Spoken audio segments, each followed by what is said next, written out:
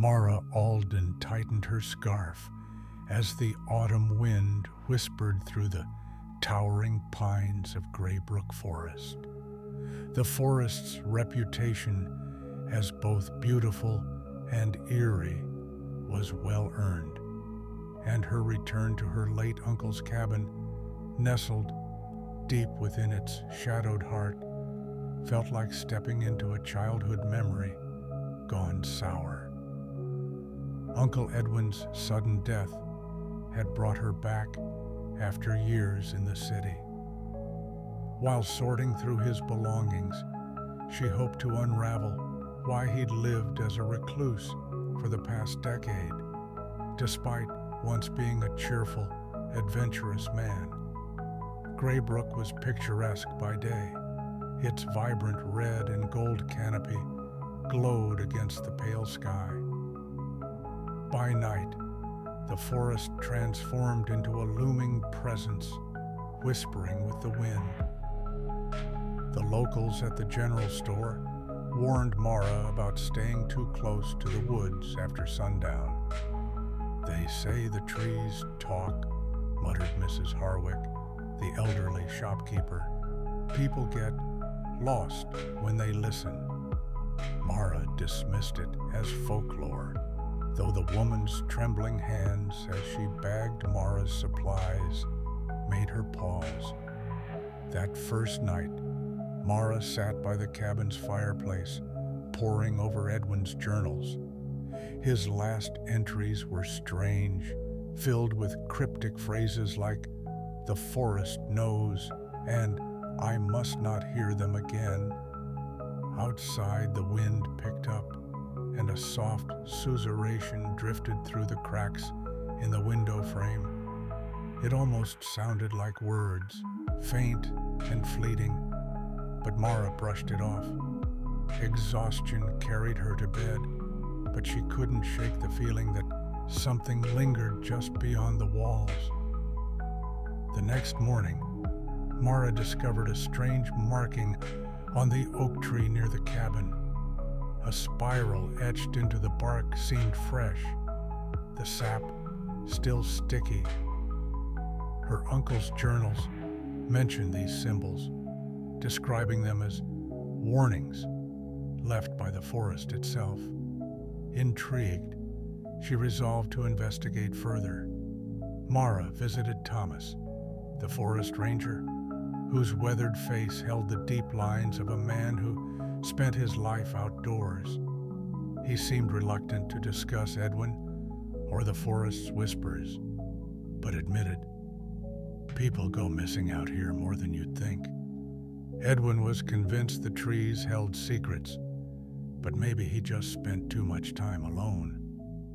His words offered little comfort, especially when the local historian, Grace, showed her maps marked with dozens of disappearances, all near Graybrook's heart. Back at the cabin, Mara found a hidden compartment under Edwin's desk. Inside was a collection of sketches, trees with distorted faces, hollow-eyed and leering, alongside notes describing a voice that grew louder the deeper one ventured into the forest. She felt a chill reading his warning, "Never listen too long." That evening, Mara ventured to the edge of the forest with a flashlight and a notebook. As the light faded, the whispering began again, louder than before. She couldn't make out the words, but the tone was insistent, almost pleading. When a branch cracked behind her, she spun around, her flashlight beam cutting through the darkness. There was no one there, but she ran back to the cabin, heart pounding. Determined to uncover the truth, Mara enlisted Grace's help to decode Edwin's journals. Together, they pieced together references to an old legend. Centuries ago, villagers accused a group of witches of cursing the forest. The witches vanished, but strange occurrences began soon after. Grace dismissed the tale as superstition, but Mara wasn't so sure. Mara revisited the spiral-marked tree and found another marking nearby, a twisted figure carved into the bark. Her flashlight flickered as she studied it, and for a moment, she thought she heard her name carried on the wind. The whispers grew louder, and she fled before she could succumb to their pull. Certain she was close to understanding the mystery, Mara followed Edwin's map to a clearing deep in the forest. She found a circle of ancient stones etched with the same spirals. Thinking this was the source of the whispers, she spent hours studying the site, but the whispers only grew louder, more urgent, driving her back to the cabin with no clear answers. That night, Mara dreamt of the forest. The trees loomed over her, their bark twisting into grotesque faces. They whispered in unison, "Free us." When she awoke, her uncle's journal lay open on the desk, a single phrase scrawled across the page: "They are trapped." Mara realized the forest wasn't cursed. It was haunted.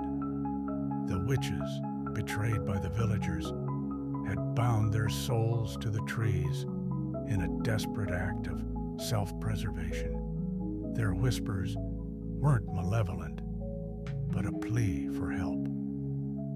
Determined to end their torment, Mara returned to the stone circle with Grace and Thomas, who reluctantly agreed to help after hearing her theory. As they performed a ritual, Mara found in Edwin's notes, the whispers turned into anguished cries.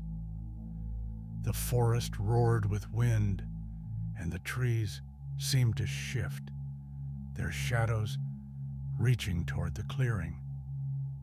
Thomas panicked and fled, leaving Mara and Grace to finish the ritual. With a final chant, the wind stopped, and the forest fell silent. The following morning, the forest felt different, lighter, almost peaceful. The strange markings on the trees had vanished, and the oppressive atmosphere was gone. Mara stayed long enough to ensure the whispers didn't return before leaving Graybrook behind, carrying her uncle's journals as a reminder of the truths she'd uncovered.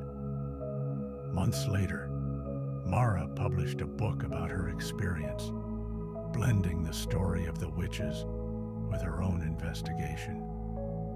The book brought attention to Graybrook, drawing curious visitors and skeptics alike. But Mara never returned to the forest.